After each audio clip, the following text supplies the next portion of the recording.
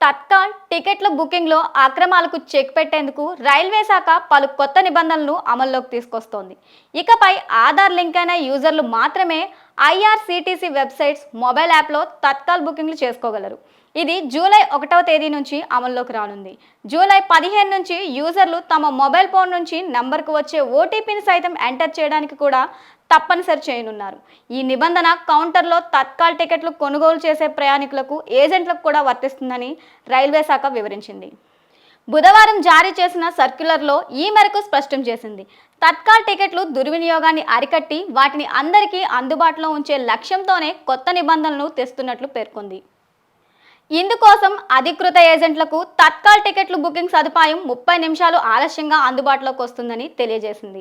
ఇక నుంచి rail waiting list, confirm టికెట్ల చార్టింగ్ జాబితాను ఇకపై 24 గంటల ముందే వెల్లడించాలని రైల్వే శాఖ యోచిస్తోంది.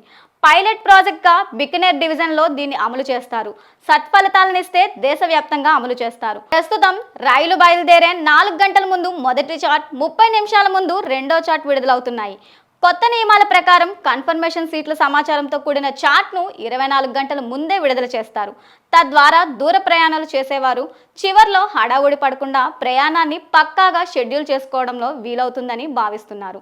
తత్కాల్ టికెట్లు ప్రయాణానికి 48 గంటల ముందు బుక్ అవుతాయి కనుక 24 గంటల ముందు చార్ట్ విడుదలతో సమస్య ఉండదని పేర్కొన్నారు.